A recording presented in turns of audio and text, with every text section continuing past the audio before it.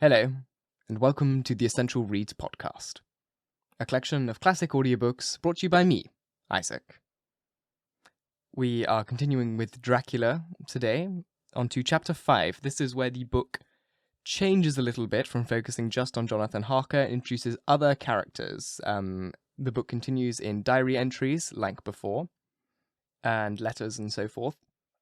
But I will try my best to give you the best listening experience through providing the most amount of voices possible so that you can easily distinguish between the characters. And if you're watching, I'll hopefully be able to do some stuff screen-wise to help you differentiate even further. But for the podcast listeners and for my practice as a voice actor, the voices are going to be fun and challenging, and hopefully you will have a fantastic listening experience. Alrighty. Let's get started. Dracula by Bram Stoker. Chapter 5. Letter from Miss Mina Murray to Miss Lucy Westenra. 9 May. My dearest Lucy, forgive my long delay in writing, but I've been simply overwhelmed with work. The life of an assistant schoolmistress is sometimes trying. I'm longing to be with you, and by the sea, where we can talk together freely and build our castles in the air. I've been working very hard lately, because I want to keep up with Johnathan's studies, and have been practicing shorthand assiduously. When we are married, I shall be able to be useful to Johnathan, and if I can stenograph well enough, I can take down what he wants to say in this way and write it out for him on the typewriter, at which I am also practicing very hard. He and I sometimes write letters in shorthand, and he is keeping a stenographic journal of his travels abroad. When I am with you, I shall keep a diary in the same way. I don't mean one of those 2 pages to the week with Sunday squeezed in a corner diaries, but a sort of journal which I can write in whenever I feel inclined. I do not suppose there will be much of interest to other people, but it is not intended for them. I may show it to Johnathan some day, if there is anything worth sharing, but it is really an exercise book. I shall try to do what I see lady journalists do, interviewing and writing descriptions, and trying to remember conversations. I am told that with little practice, one can remember all that goes on or that one hears said during a day. However, we shall see. I shall tell you all my little plans when we meet. I have just had a few hurried lines from Johnathan from Transylvania. He is well, and will be returning in about a week. I am longing to hear all his news. It must be so nice to see strange countries. I wonder if Johnathan and I, shall ever see them together. There is the 10 o'clock bell ringing. Goodbye. Your loving Mina. Tell me all the news when you write. You've not told me anything for a long time. I hear rumours, and especially of a tall, handsome, curly-haired man. Letter. Lucy Westenra to Mina Murray. 17 Catham Street. Wednesday. My dearest Mina, I must say that you tax me very unfairly with being a bad correspondent. I wrote you twice since we parted, and your last letter was only your second. Besides, I have nothing to tell you. There's really nothing to interest you. Town is very pleasant just now, and we go a good deal to picture galleries, and for walks and rides in the park. As for the tall, curly-haired man, I suppose it was one who was with me at last pop. Someone has evidently been telling tales. That was Mr. Holmwood. He often comes to see us, and he and Mamma get on very well together. They've so many things to talk about in common. We met some time ago a man that would just do for you, if you were not already engaged to Johnathan. He's an excellent party, being handsome, well off, and of good birth. He's a doctor, and really clever. Just fancy. He's only 29, and he has an immense lunatic asylum under all his own care. Mr. Holmwood introduced me to him, and he called here to see us, and often comes now. I think he was one of the most resolute men I ever saw, and yet the most calm. He seems absolutely imperturbable. I fancy what a wonderful power he must have over his patients. He has a curious habit of looking one straight in the face, as if trying to read one's thoughts. He tries this on very much with me, but I flatter myself that he has got a tough nut to crack. I know that from my glass. Do you ever try to read your face? I do. and I can tell you it is not a bad study, and gives you more trouble than you can well fancy if you've never tried it. He says that I can afford him a curious psychological study, and I humbly think I do. I do not, as you know, take sufficient interest in dress to be able to describe the new fashions. Dress is a bore. That is slang again, but never mind. Arthur says that every day. There, it is all out. Mina, we have told our secrets to each other since we were children. We've slept together, and eaten together, and laughed and cried together. And now, though I have spoken, I would like to speak more. Mina, couldn't you guess? I love him. I'm blushing as I write, for, although I think he loves me, he's not told me so in words, but... Mina, I love him. I love him. I love him. There. That does me good. I wish I were with you, dear, sitting by the fire, undressing as we used to sit, and I would try to tell you what I feel. I do not know how I am writing this even to you. I'm afraid to stop, or should I tear up the letter? I don't want to stop, for I do so want to tell you all. Let me hear from you at once, and tell me all that you think about it. Mina, I must stop. Good night. Bless me in your prayers, and Mina, I pray for happiness. Lucy. P.S. I need not tell you that this is a secret. Good night again. L. Letter. Lucy Westenra to Mina Murray. 24 May. My dearest Mina, thanks again for your sweet letter. It was so nice to be able to tell you and to have your sympathy. My dear, it never rains, but it pours. How true the old proverbs are. Here I am, who will be 20 in September, and yet I have never had a proposal till today. Not a real proposal. And today I have had 3. Just fancy, 3 proposals in one day. Isn't it awful? I feel sorry. Really and truly sorry for 2 of those poor fellows. Mina, I'm so happy that I don't know what to do with myself. And 3 proposals! But, for goodness sake, don't tell any of the girls, or they'll be getting all sorts of extravagant ideas and imagining themselves injured and slighted if in their very first day at home they did not get 6 at least. Some girls are so vain. You and I, Mina dear, who are engaged and are going to settle down soon soberly into old married women, can despise vanity. Well, I must tell you about the 3, but you must keep it a secret, dear, from everyone, except of course Johnathan. You would tell him, because I would if I were in your place, certainly tell Arthur. A woman ought to tell her husband everything, don't you think so, dear? And I must be fair. Men, like women, certainly their wives, to be quite as fair as they are, and women, I am afraid, are not always quite as fair as they should be. Well, my dear, number 1 came just before lunch. I told you of him, Dr. John Seward, the lunatic asylum man, with the strong jaw and the good forehead. He was very cool outwardly, but was nervous all the time. He'd evidently been schooling himself as to all sorts of little things, and remembered them, but he almost managed to sit down on his silk hat, which men don't generally do when they are cool. And then, when he wanted to appear at ease, he kept playing with a lancet in a way that made me nearly scream. He spoke to me, Mina, very straightforwardly. He told me how dear I was to him, though he had known me so little, and what his life would be with me to help and cheer him. He was going to tell me how unhappy he would be if I did not care for him. But when he saw me cry, he said that he was a bruise, and would not add to my present trouble. Then he broke off, and asked if I could love him in time, and when I shook my head, his hands trembled. And then, with some hesitation, he asked me if I cared already for anyone else. He put it very nicely, saying that he did not want to wring my confidence from me, but only to know, because if a woman's heart is free, a man might have hope. And then, Mina, I felt a sort of duty to tell him that there was someone.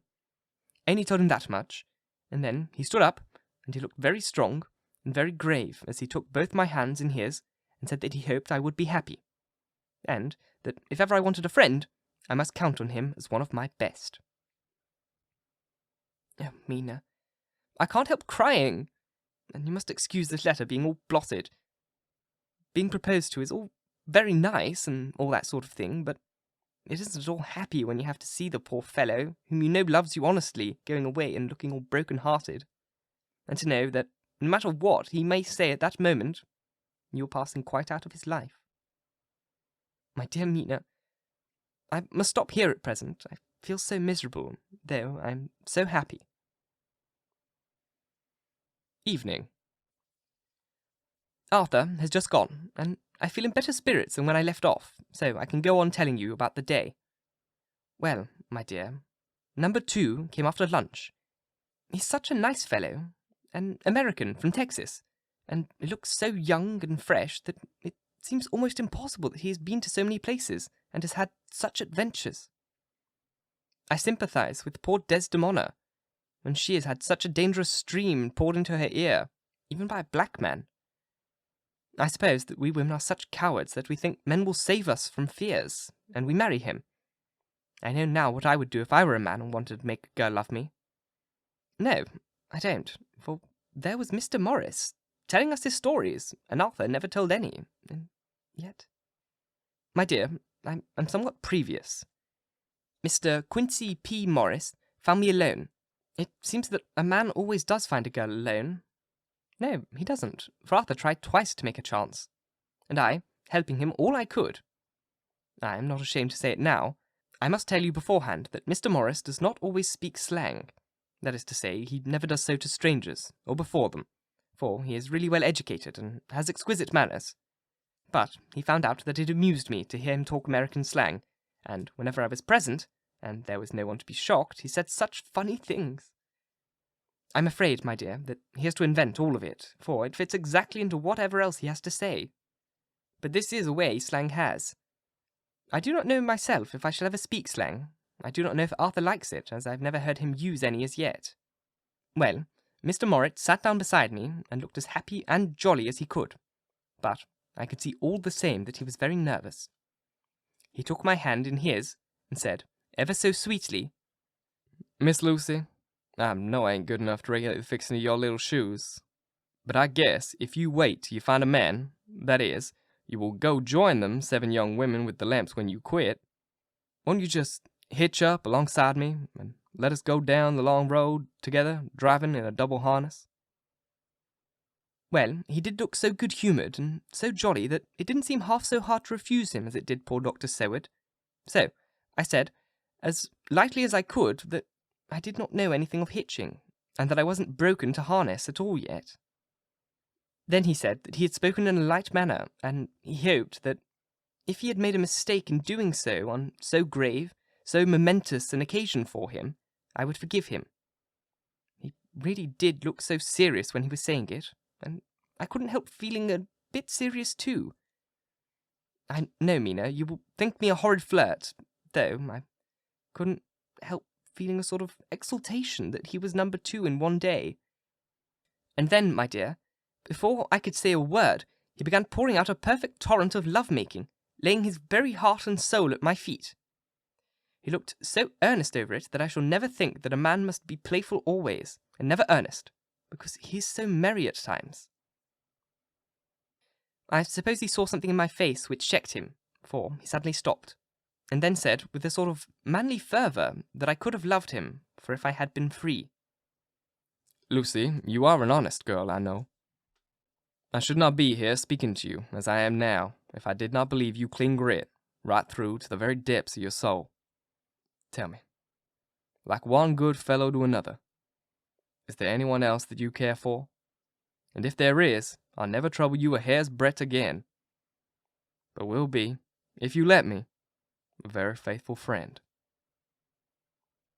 My dear Mina, why are men so noble when we women are so little worthy of them? Here was I, almost making fun of this great-hearted true gentleman. I burst into tears. I am afraid, my dear, that you will think this a very sloppy letter in more ways than one, and I really felt badly. Why can't they let a girl marry 3 men, or as many as wants her, and save all this trouble? But this is heresy, and I must not say it. I am glad to say that, though I was crying, I was able to look at Mr. Morris's brave eyes, and I told him out straight. Yes, there is someone I love, though he has not told me yet that he even loves me.